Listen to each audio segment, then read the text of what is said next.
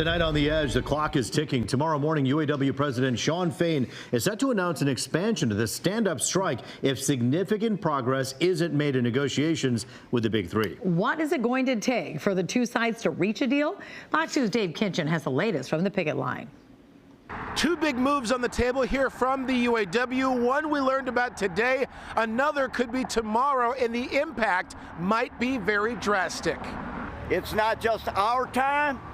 It's about time. As day 14 of the UAW strike wraps up, those on the picket lines are processing word of union bosses reportedly dropping their pay raise demands down to 30%, a far cry from the original high of 46%, which later came down by 10. Doc Killian has a message for UAW President Shawn Fain. I think when he took it from 46% to 36%, I think that was low enough. I really do. I went 11 years without a significant pay increase as the price of everything went up, and I'm at 32 an hour when, according to those 11 years, I should be at $51 an hour. Doc is a lifer at Ford Michigan Assembly in Wayne and still has 5 years to go before retirement. He does not want the union to give in with so much at stake. In '04, I bought an Expedition that we built. Right now, because of where I'm stuck at, I can't think of buying what we're building. Meantime, Fain is set to announce the next expansion of the protest if the union and Big Three automakers fail to strike a deal or make significant progress in their talks by 10 a.m. Friday. Here's Ellen Amici, head of the Center for Automotive Research. You know, one area would be to look at engine plants. And so if you're able to strike one particular engine plant, that could affect multiple assembly plants. Of course, it depends on the engine, the particular engine in play. So that may be a way that the union tries to, leverage kind of minimal strike, but, maximum impact. That could be one area. He says such a move could trigger major layoffs. Think about the number of components that go into an engine assembly. I mean, hundreds of components, whether they're piston rings or spark plugs or, gaskets or wire harnesses. So yeah, there's a lot of components that go into an engine, and it could affect the Tier 1 and the Tier 2 suppliers rather quickly. Meantime, Doc and other workers on the picket lines are standing ready if the ante gets upped. Then it's still time to stand firm, plain and simple. And we're all in this together. One thing is for sure, after a week of presidential visits, President Biden rallying with the UAW, and former President Trump meeting with current and former union members related to the auto industry, both sides in this debate, in these talks, still are far apart. In Wayne, Dave Kinchin on The Edge. Also tonight, one way to beat high gas prices is to just take it for free. Some gas station owners are falling victim to a sophisticated scam. Fox News' Jessica Dubnak joins us live in Detroit with more on how the scheme works. And they seem like there's always a loophole, Jessica. Always. And these scammers, they're one step ahead of everybody. In this situation, what they're doing is they're basically overriding the gas pump. They're using their cell phones, specifically the Bluetooth component, to gain control. Once they do gain control, they can pump as much gas as they want for free. We should go back to like $1.99. Me too. It's almost $4. Paying at the pump is for chumps when you can get gas for free. I mean, I get why people are doing it, but it's still not right. It's still not right. And illegal. Didn't stop a Detroit man from stealing almost 800 gallons of gas right here at this Shell station at 8 Mile in Wyoming. They just open the pump for them automatically. And then cars just keep coming up and fill up? Yeah, they just meet up with them and tell them come over here. That's Mo on the phone. He owns this very busy gas station. When he says open the pump, the thief overrides the system, basically hacking in using a Bluetooth connection from his phone as a kind of remote. Then it's a free-for-all. How many gallons have they gotten from you guys? From us, around 800 gallons. Just shy of $3,000. When the clerks inside try to stop it, they can't. And every time we put pump 3 stop, it wasn't doing anything. We have to shut off the whole pumps We got emergency stops. This happens to be a Detroit police patrolled Project Greenlight gas station. With that comes surveillance video of a suspect who investigators are actively looking for. But it's not just one guy, and this maneuver is not new, just resurfacing. Like at this Speedway station downriver in Riverview this month. In this case, they used a bait and switch. One guy distracted the clerk with a Cash App problem inside, while the other hacked the pump. They got away with $54 in gas. It's so mind-blowing how many scams there are and how far people are really getting away with them. Gas station Mo says his clerks are on high alert. If they see a big backup at the pump or someone hanging around a little too long, they'll call cops to check it out. We only could do so much.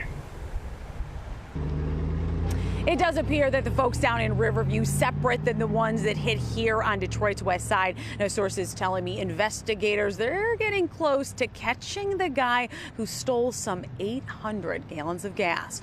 Reporting live on Detroit's west side, Jessica Dupnack on The Edge. Unbelievable. You know, Jessica, though, is there anything that you've learned tonight that some of these gas station owners can do to protect themselves? Does it come down to, you know, software with the computers?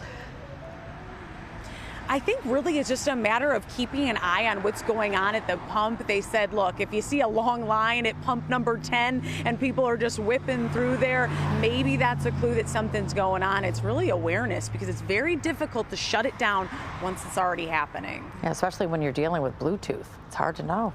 All right, Jessica, thank you. Also tonight, a Grosse Pointe community is coming together to mourn the loss of a bright young life. University Liggett grad Honor Wallace was killed this week when she was hit by a suspected drunk driver in Texas. Fox 2's Camila Murray has more from tonight's vigil. She was the most beautiful person that I've ever known, and she was always there to make you smile. On Thursday night, friends and family gathered to say goodbye to 19-year-old Honor Wallace. Honor was such an amazing person, and this world will never be the same without her, but I know she's doing all the work she needs to do up there. A 2022 graduate of University Liggett School in Grosse Pointe Woods, Honor was a sophomore at Southern Methodist University in Dallas. She was hit and killed by a drunk driver on Sunday near campus. Police say the driver, a 27-year-old woman, ran a red light and slammed into Honor's car. Even though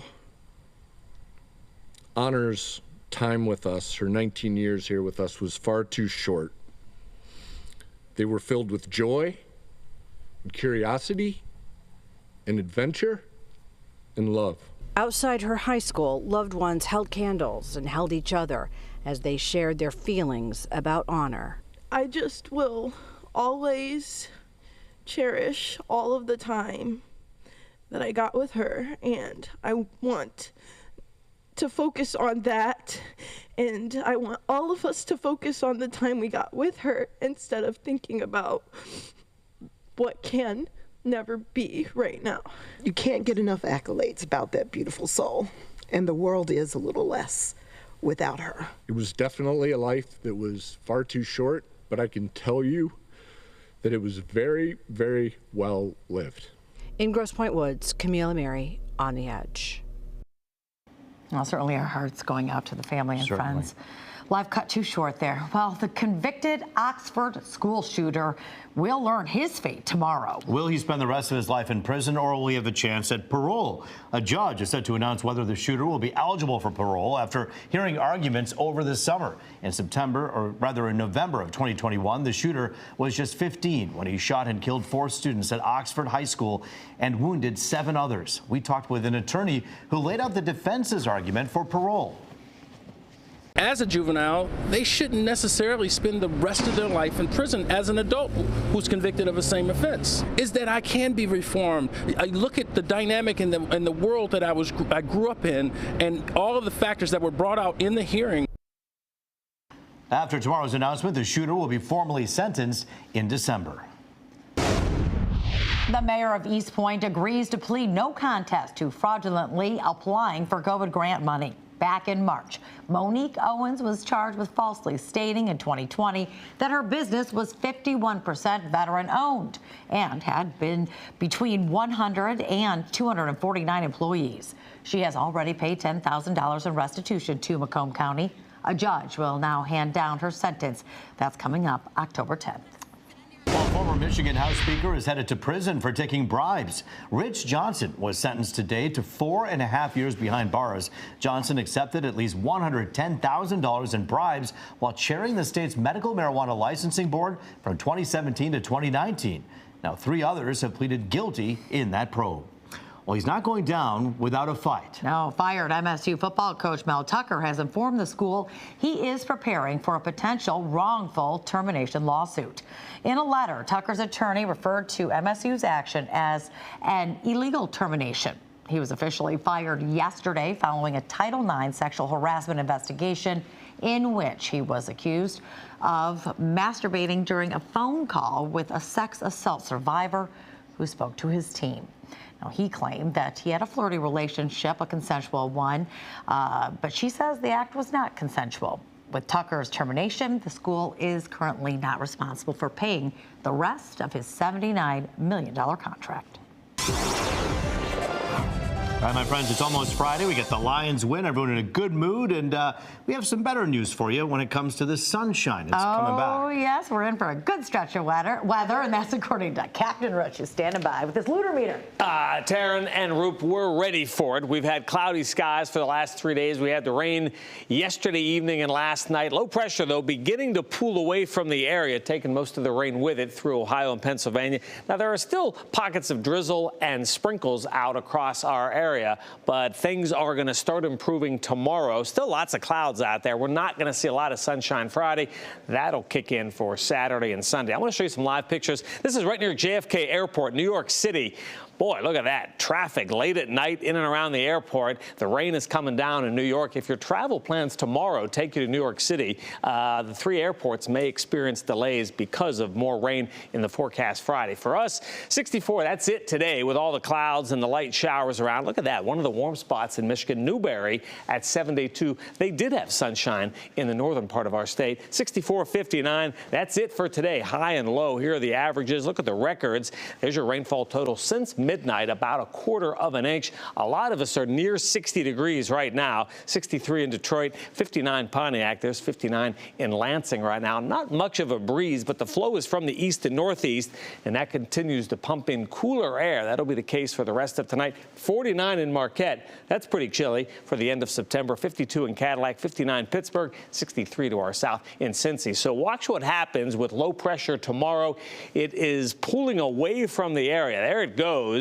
It allows high pressure to build in. I'll tell you, for the weekend, we have plenty of sunshine coming and warmer temperatures. You'll see it all in the 7-day. For the rest of tonight, more sprinkles out there. It's cloudy. It's cool. We're down to 58. Tomorrow, back to 71, a milder afternoon. And then check out this winner of a 7-day forecast. 74, 77 for the weekend. Near 80 Monday, Tuesday, Wednesday. No complaints there. Roop and Taryn, a full check at 4 a.m.